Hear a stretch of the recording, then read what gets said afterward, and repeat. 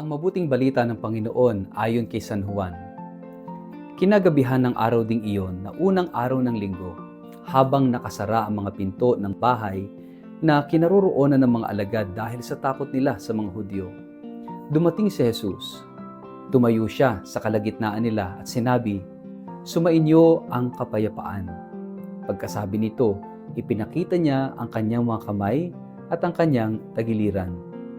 Tuwang-tuwa ang mga alagad nang makita nila ang Panginoon. Muling sinabi ni Jesus, "Sumainyo ang kapayapaan. Kung paanong isinugo ako ng Ama, isinusugo ko rin kayo." Pagkatapos sila'y hiningahan niya at sinabi, "Tanggapin ninyo ang Espiritu Santo. Kung patatawarin ninyo ang mga kasalanan ng ninuman, ay pinatawad na ang mga iyon. Subalit ang hindi ninyo patatawarin ay hindi nga pinatawad." Ang mabuting balita ng Panginoon. Pagkasabi nito, sila'y hiningahan niya at sinabi, "Tanggapin ninyo ang Espiritu Santo." Mapagpalang araw sa inyong lahat. Welcome sa ating Gospel in a Nutshell. Mga kapatid, ang ating Ebanghelyo ngayon ay nangyari sa gabi ng mismong araw ng muling pagkabuhay ni Jesus. Isang mahalagang tanawin. Mga alagad na takot, nakakulong, tahimik, ang mga puso nila ay puno ng pangamba dahil sa mga balitang kumakalat at sa kanilang sariling pagkalito. Subalit biglang lumitaw si Jesus sa kanilang kalagitnaan. At ang una niyang sinabi ay, "Kapayapaan sa inyo." Ang mga alagad ay hindi naghahanap. Hindi sila aktibong sumasalubong. Sila ay natatakot, nagkukulong, nagtatago. Pero ang ginawa ni Jesus, siya ang lumapit. Siya ang unang nagpakita. Ito ang magandang balita. Kahit tayo ay sarado, takot o nawawala, ang Diyos ang unang kumakatok sa ating puso. Hindi siya naghihintay ng perpektong kondisyon para makapasok. Pumapasok siya sa gitna ng takot, ng pagkabigo, ng pagdududa, dala ng kanyang kapayapaan. 3 beses binanggit ni Jesus ang mga salitang ito sa Ebanghelyo. Kapayapaan sa inyo. Ito ay kapayapaang hindi tulad ng ibinibigay ng mundo. Hindi panandali ang katahimikan.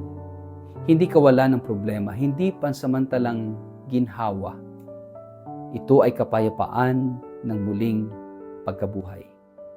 Kapayapaan ng presensya ng Diyos sa ating gitna, sa gitna ng unos. Kapag sinabi ni Jesus na kapayapaan sa inyo, ang ibig niyang sabihin ay, narito ako. Hindi ka nag-iisa. Huwag kang matakot. Pagkasabi nito, sila'y hiningahan niya at sinabi, "Tanggapin ninyo ang Espiritu Santo." Ang hininga ay tanda ng buhay. Noong nilikha ng Diyos ang tao, hiningahan niya si Adan upang magkaroon ito ng buhay. Ngayon sa mga alagad na parang patay na sa takot, muling huminga si Jesus sa kanila. Ang ibig sabihin nito, kung patay na ang ating sigla, pananampalataya o pag-asa, may kakayahan si Kristo na buhayin tayong muli. Tayong lahat ay may mga bahagi ng buhay na tila tuyot o nawalan ng pahinga.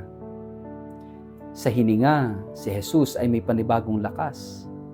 Matapos silang pagpalain at hingahan, binigyan agad sila ng misyon.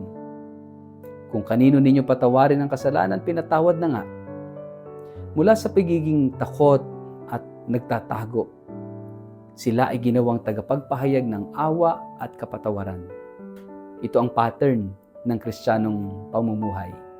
Mula sa takot, dadalawin ka ni Kristo. Mula sa pagdalaw, makakatanggap ka ng kapayapaan. Mula sa kapayapaan, mabubuhay ka muli. At mula sa panibagong buhay, may dala ka ng misyon. Hindi natatapos ang pananampalataya sa paghilom. Ito ay panawagan sa pagbibigay buhay sa iba.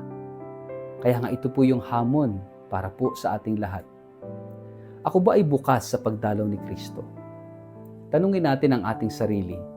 Saang bahagi ng buhay ko ako natatakot at tila nakakulong? Ako ba'y bukas sa kapayapaang iniaalok ni Kristo kahit hindi nawawala ang problema? Ano ang misyon niya para sa akin ngayon pagkatapos niya akong pagalingin? Sama-sama nating pagnilayan. Sa gitna ng ating mga takot at pagkabigo, pinapapasok ba natin si Kristo sa ating puso upang tayo ay pagpalain, paghilumin at bigyan ng bagong sigla? Tayo ba ay handang tumanggap ng misyon na magpatawad, magmahal at maging daluyan ng kapayapaan sa ating mundo? Manalangin po tayo sa ngalan ng Ama at ng Anak at ng Espiritu Santo. Amen. Panginoong Jesus, Ikaw ang kapayapaan sa gitna ng aming takot. Lumapit ka sa amin sa oras ng aming pagdududa at hingahan mo kami ng iyong Espiritu. Buhayin mong muli ang aming pag-asa. Gisingin mo ang aming pananampalataya. At ituro mo sa amin ang misyon na nais mong ipagkatiwala sa amin. Sa bawat hakbang, samahan mo po kami. Sa bawat takot, palitan mo po ng tapang. At sa bawat kilos namin, makita nawa ng mundo na kami ay isinugo mo upang magdala ng iyong kapayapaan. Amen. Pagpalain po kayo't ingatan ng makapangyarihang Diyos, Ama at Anak at Espiritu Santo. Amen. Mga minamahal kong kapatid sa pananampalataya, inaanyayahan ko po kayo sa isang biyayang paglalakbay ng pananampalataya, isang pilgrimage sa Eastern Europe na gaganapin mula October 4 hanggang October 21 sa taong ito, na sasaklaw sa 8 kahangahangang bansa sa Switzerland, Liechtenstein, Germany, Austria, Czech Republic, Slovakia, Hungary at Poland. Ang tampok ng banal na paglalakbay na ito ay ang ating debosyon sa Divine Mercy o Banal na Awa, isang tema na napapanahon sa atin ngayon sa panahon ng pagsubok at pananabik sa pag-asa. Gaya ng sinabi ng ating yumaong Santo Papa Francisco, the mercy of God is the sure source of our hope. At sa ating paglalakbay, bibisitahin po natin ang mga sagradong lugar kung saan sumibol at lumaganap ang mensahe ng awa ng Diyos. Bibigyan din natin ang Poland, ang bansang sinilangan ni Saint Faustina Kowalska at Saint John Paul II, mga tagapagdala ng mensahe ng banal na awa sa buong mundo. Ito hindi lamang isang biyaheng panlabas, kundi higit sa lahat, isang panloob na paglakbay ng puso. Isang pagkakataong mapalalim ang ating pananampalataya. Maranasan ang kagandahan ng simbahang Katolika sa Europa at muling pag-alabin ang ating pag-asa. Para po sa mga interesadong sumama sa akin, maaaring makipag-ugnayan kay Toby sa numerong 0917-317-4536 o magpadala ng email sa inquiry@tobiahe.com. Magsama-sama po tayo sa isang paglalakbay ng panalangin, kultura at biyaya. Huwag palampasin ang pagkakataong ito na muling matuklasan ang Diyos na buhay, maawain at laging nag-aanyaya.